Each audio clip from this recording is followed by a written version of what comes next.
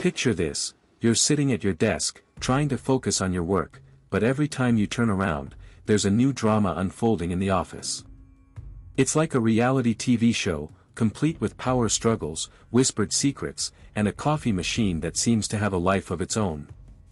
This isn't just any ordinary workplace, it's an environment where everyone is playing their part in a high-stakes game of office politics, and trust me, you don't want to be the one who gets caught off guard. The office jungle is alive and well, filled with people who think they're the king or queen of the hill. Some are just trying to get by, while others are scheming behind closed doors, plotting their next move like a chess master in disguise. It's not uncommon for someone to pull a fast one, thinking they've outsmarted everyone else, only to find that the game has changed and they're now the ones who got played. In this chaotic ecosystem, there are no rules, only survival instincts. People will do anything to climb the corporate ladder, from spreading rumors to stealing credit for someone else's work.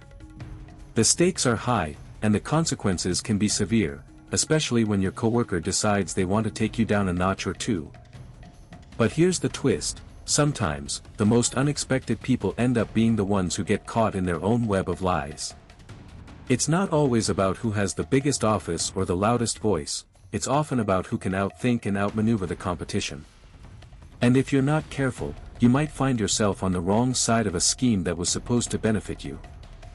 So, as we dive deeper into this story, be prepared for some surprises, some twists, and a few moments where you'll wonder how someone could have thought their plan would work.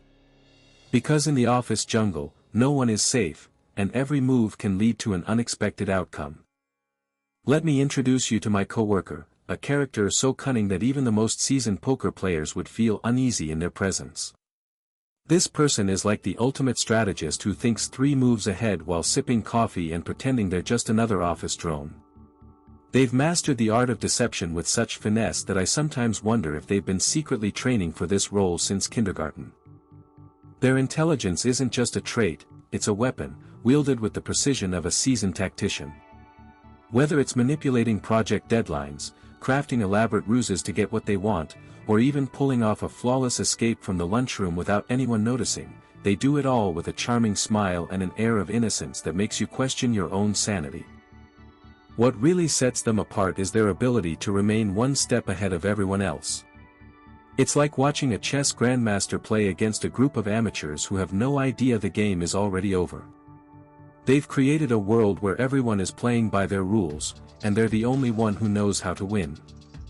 But here's the kicker, despite all their brilliance, they somehow manage to make everything about them.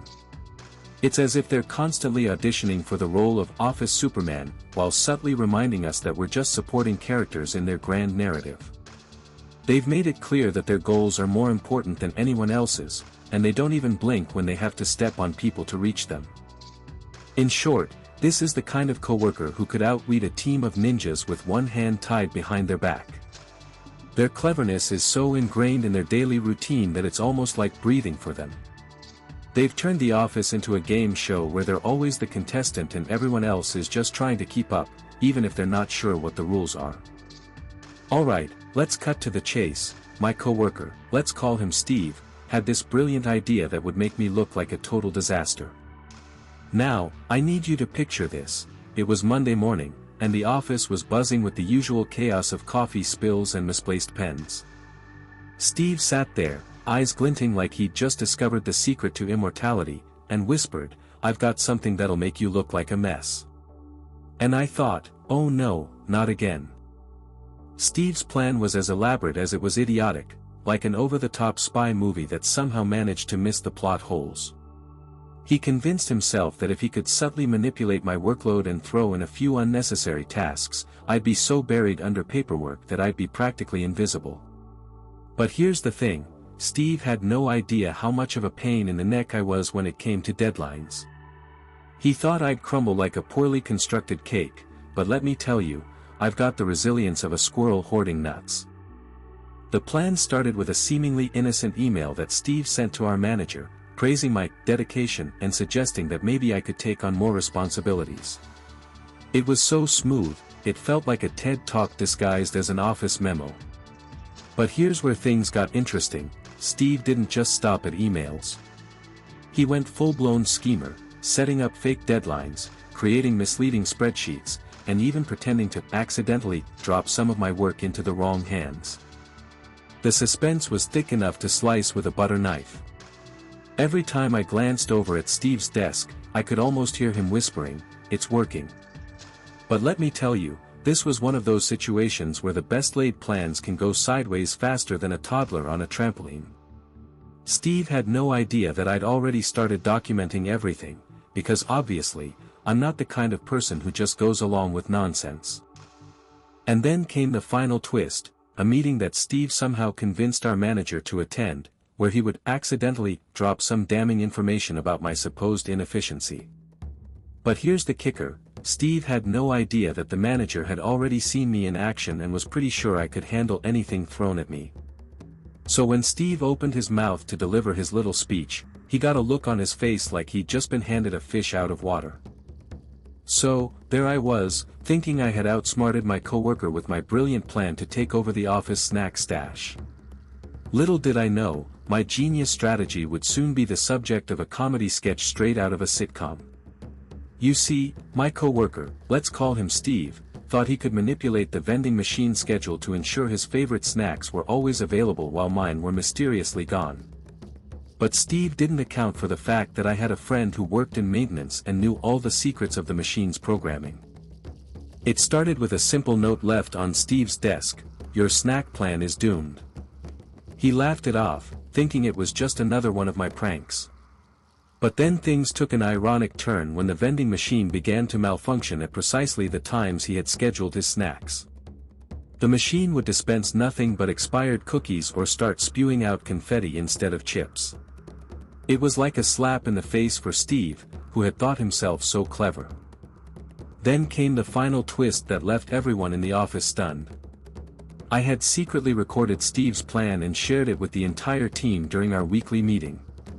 The look on his face when he realized he had been outsmarted was priceless, like a kid caught with his hand in the cookie jar, only this time, the cookies were metaphorical and the jar was his own ego. The room erupted in laughter, and Steve was left standing there, looking like a deflated balloon. The plan backfired so spectacularly that it became an inside joke among the team. We started calling Steve the snack thief and made a whole series of memes about his failed attempt at office domination.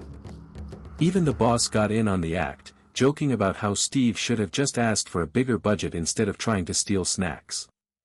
It was a lesson in humility, teamwork, and the importance of not underestimating your coworkers.